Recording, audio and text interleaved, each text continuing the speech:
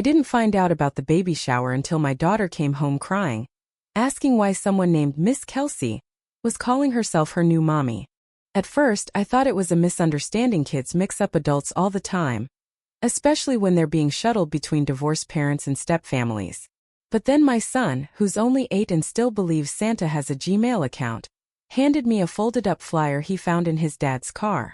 It had pastel balloons, a Target logo, and this part made me drop my coffee. The names of my children, listed under gifts for our soon-to-be family. I'll start from the beginning. I'm 37, divorced, and a single mom to 2 incredible kids. Ava 10 and Ben 8.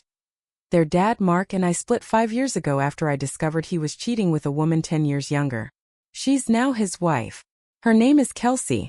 She's 27, doesn't have kids of her own, and from what I've observed over the past couple years of mandatory co-parenting, she's always been a little too interested in playing house with my children. To be clear, I've never stopped my kids from bonding with her. In fact, I've encouraged it. I believe that when you remarry, your new spouse should love your children, and if the stepmom wants to take them to soccer or braid their hair, great. What I don't believe in is using my kids like props in some fake fantasy, which is exactly what I found out Kelsey had been doing behind my back. According to the invitation flyer Ben found, Kelsey had set up an online registry for a bonus mom baby shower, which she proudly labeled as a celebration of becoming a spiritual and emotional mother to 2 beautiful children. In her post on social media, which a friend later screenshotted and sent to Meshed, written, "I may not be growing them in my belly, but I'm growing in love every day. Can't wait to honor Ava and Ben as I step into my role as their forever bonus mama."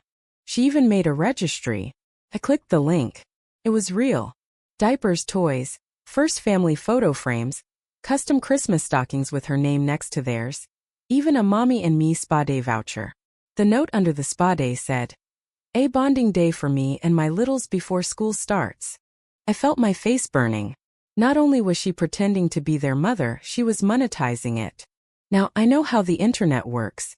People post performative nonsense for likes and free stuff all the time. But this crossed every line imaginable. Ava and Ben already have a mom. A real one. One who stayed up with them through fevers and nightmares and taught them how to tie their shoes and ride bikes. One who gave birth to them. Not a woman who came into their lives 2 years ago and decided motherhood was a Pinterest board. Called Mark. He sounded half asleep and confused at first. Then when I brought up the registry, he groaned. "Oh my God, Liv, it's not a big deal. She's just excited, okay? It's not like she's stealing your kids. She's using their names to get gifts from strangers, Mark. That's not excitement. That's delusional. She's trying to be inclusive. She wants to be a part of their lives. She is a part of their lives, but she's not their mother. There's a difference between being involved and erasing me." He hung up. The next day, Ava refused to go to her dad's house. She said she didn't want to be the baby in the shower.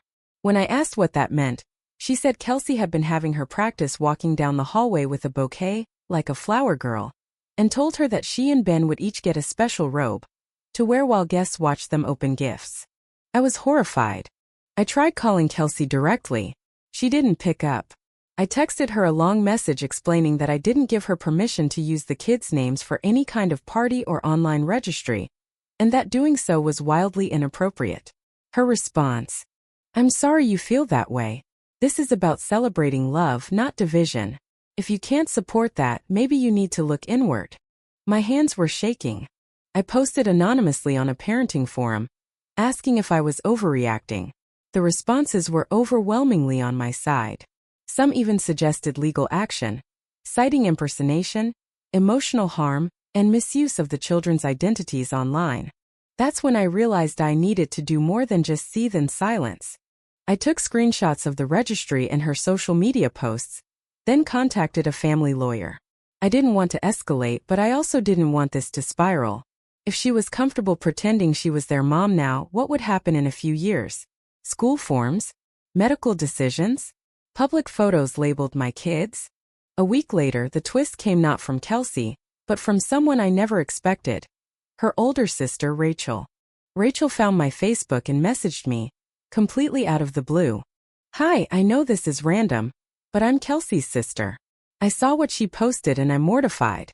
She's been doing this kind of thing for years, creating stories about being a caregiver, a bonus mom. Even when she was just babysitting, I thought she'd grown out of it. Turns out this wasn't the first time.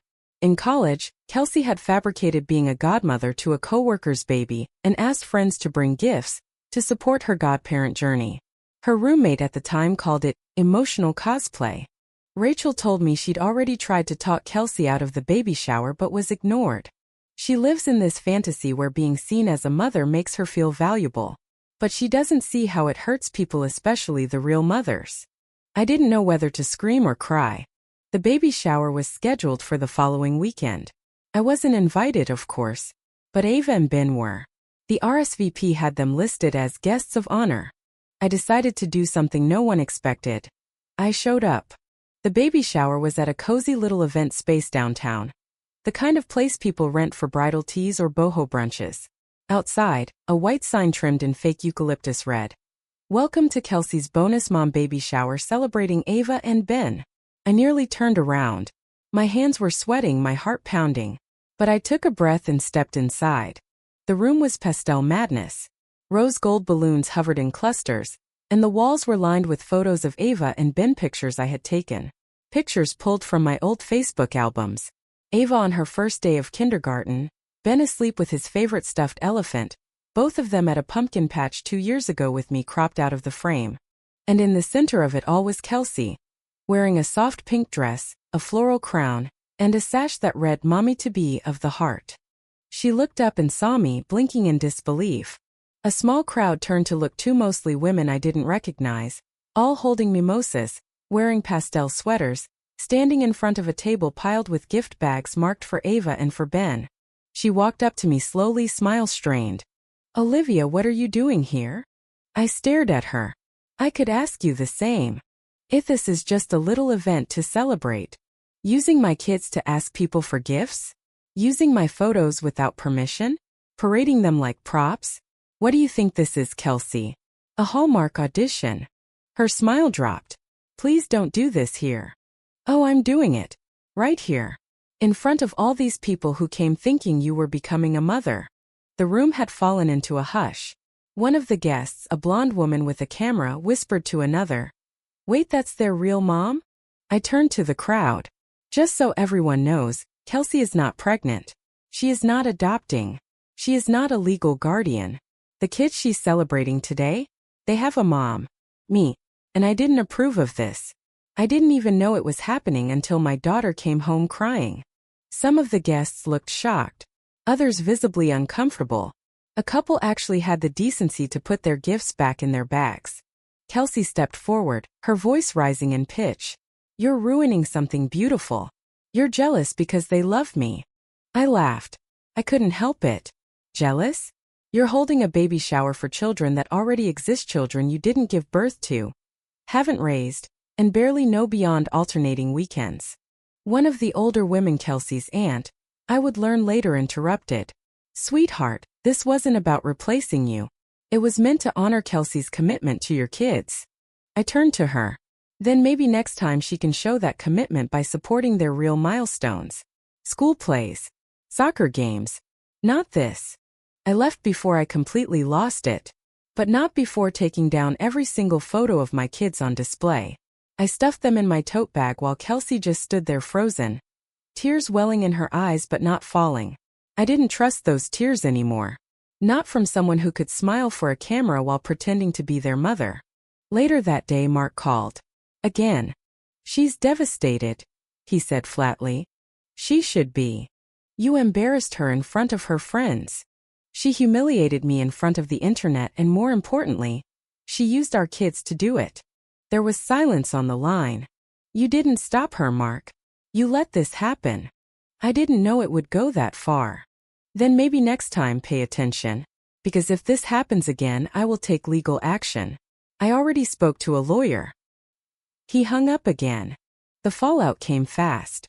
Within a week, someone from the baby shower, probably one of the guests who'd witnessed the scene, posted a TikTok video explaining what happened. It went viral. The post blurred faces but included captions like, "Stepmom throws baby shower for kids she didn't birth. Real mom shows up." Chaos ensues. The comments section was split. Some people defended Kelsey. Bonus moms deserve love too. You don't have to give birth to be a mother. Others were more critical. This is insane. She hijacked those kids' identities. Imagine being so obsessed with optics you fake a pregnancy for likes. By the end of the week, Kelsey made her own statement along, carefully curated Instagram reel. She sat on her patio, face bare, voice trembling just enough to seem sincere. I never meant to replace anyone. I just wanted to show that motherhood isn't always biological. That love makes a family. She then listed statistics about how many women struggle with infertility or feel left out of traditional motherhood milestones.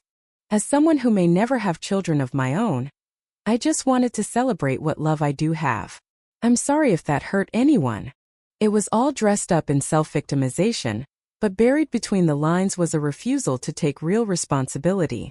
Ava, now old enough to pick up on adult drama, saw parts of the reel. She made it about her again, she said quietly one evening. It's like she doesn't even see us as real people. Ben asked if he still had to go to their house on weekends. I told him we'd figure something out. I went back to my lawyer.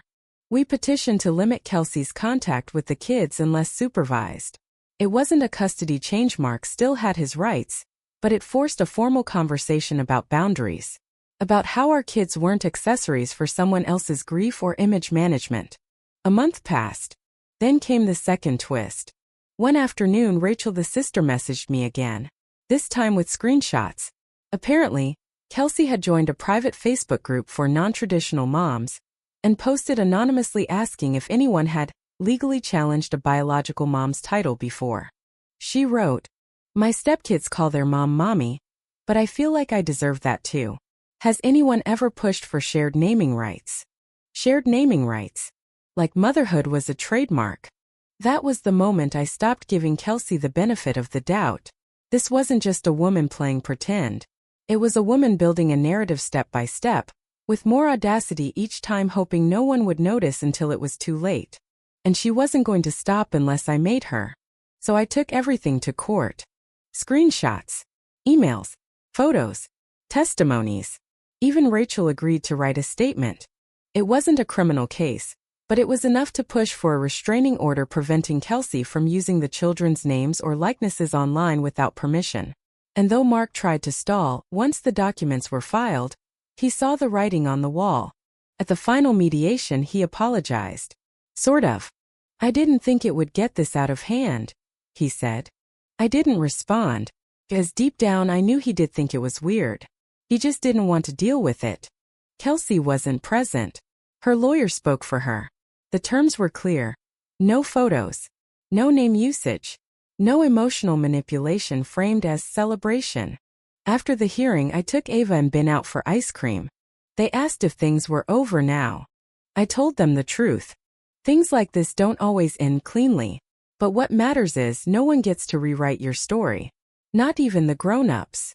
Ava hugged me. Ben dropped sprinkles in my lap. And for the first time in months I felt peace. I wish I could say that was the end of it.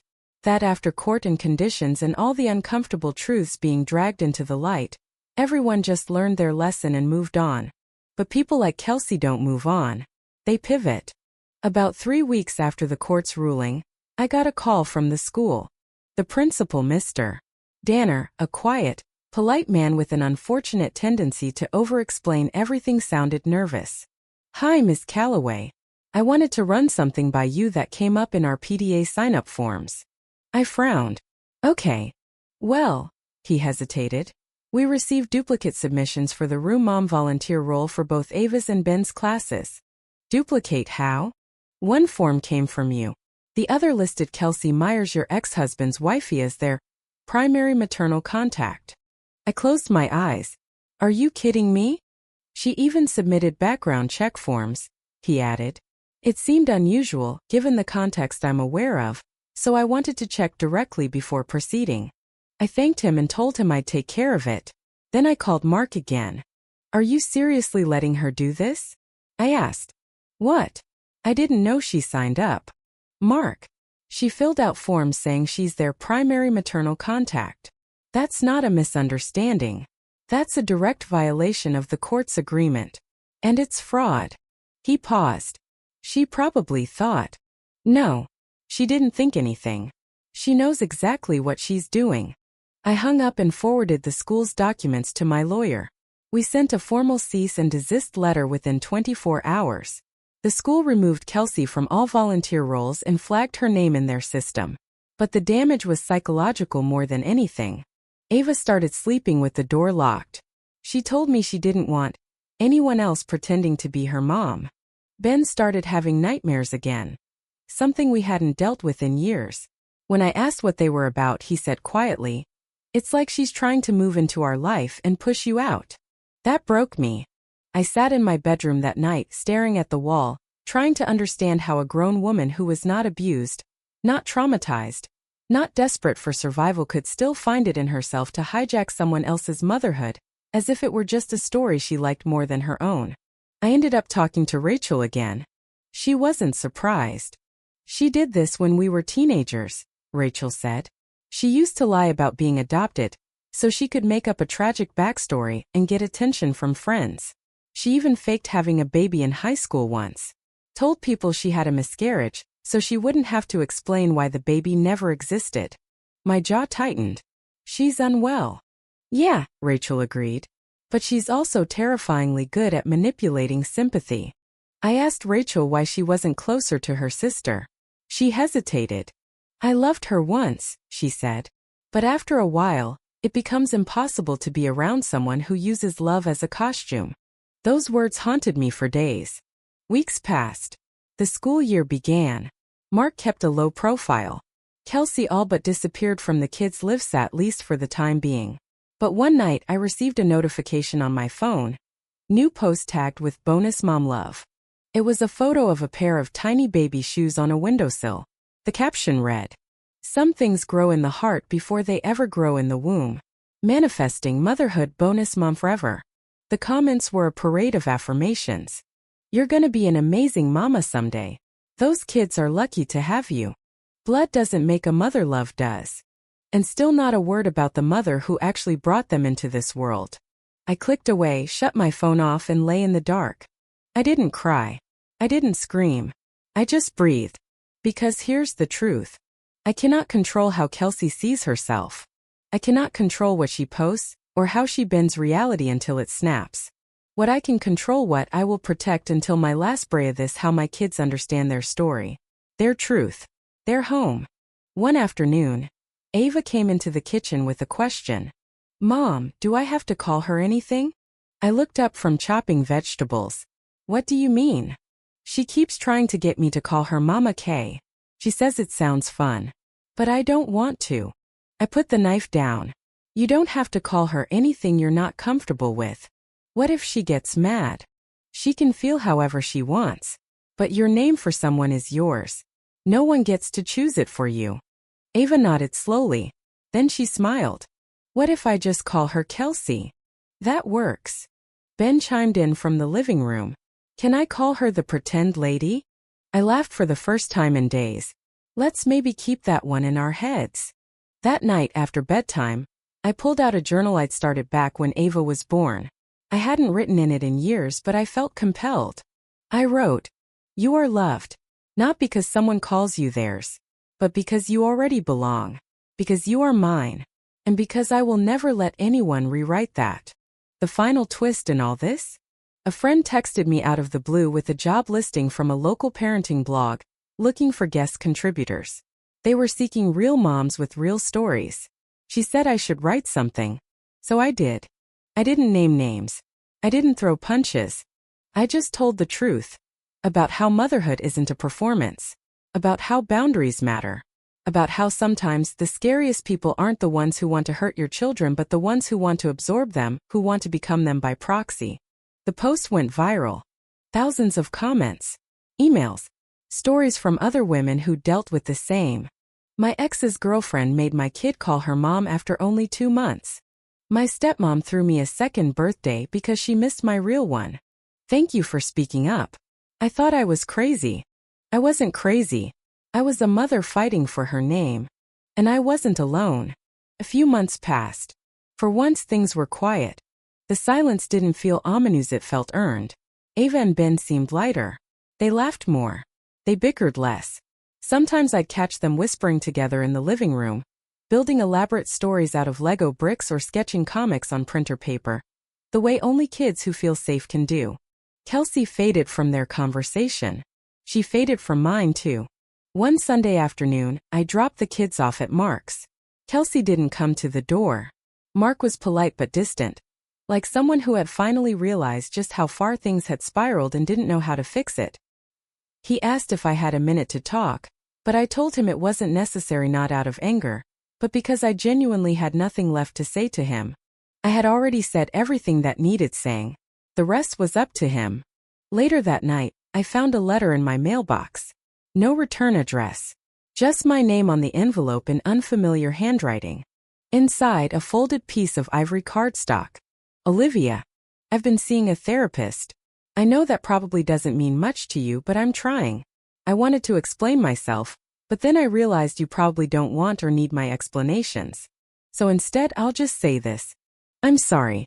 Not for wanting to love your children, I do love them, but for confusing my need for purpose with the right to insert myself into a story that isn't mine. I got carried away by a dream of being needed, and in chasing it, I crossed every boundary you set. I won't do it again. I hope one day they can forgive me for the confusion I caused. And I hope you can forgive me for the pain. Kelsey. I read it twice. 3 times. I didn't cry. I didn't rage. I just exhaled. Because for once it felt like she finally saw herself. Not as a villain, not as a victim, but as a woman who had been wrong. That's all I ever needed. I didn't write her back. I didn't frame the letter or burn it. I tucked it into a drawer and left it there where it belonged, in the past. 6 months later, Ava turned 11. At her birthday party, surrounded by balloons and glitter cupcakes and a backyard full of shrieking kids, she stood up on a folding chair and made a speech. Totally unprompted. I just want to say, she began, brushing hair out of her face, that my mom is the coolest mom ever. She never lets anyone tell me who I am. And she always lets me be weird. And that's awesome. Everyone clapped. I laughed so hard I cried. After the party, when I was cleaning up, she hugged me and said, "You didn't let her win." I knew what she meant. And I whispered back, "That's because this isn't a game. It's a life. And it's ours." Years will pass. Ava will go to high school. Ben will fall in and out of love with soccer and robotics and whatever else catches his spark. They'll forget the baby shower flyer, the spa day registry, the forced photo ops. But they'll remember who showed up. Who kept the house warm. Who never made them choose between loyalty and love. They'll know they were raised by someone who believed in truth over performance, substance over symbolism, reality over fantasy. And when they grow into their own roles in this world, whatever they may be, hope they'll carry that with them. Not bitterness. Not fear. Just clarity. Because in the end, that's what this was always about. Not protecting a title, but preserving the truth of who they are and who I am to them. A mother. Not by hashtag. Not by registry. Not by someone else's fantasy. But by blood, by heart, and by every damn breath I take. I pay for confronting the woman who tried to hijack my motherhood? You tell me. But I already know my answer. No. No, I am not the asshole. I'm the mom. And I'm not going anywhere.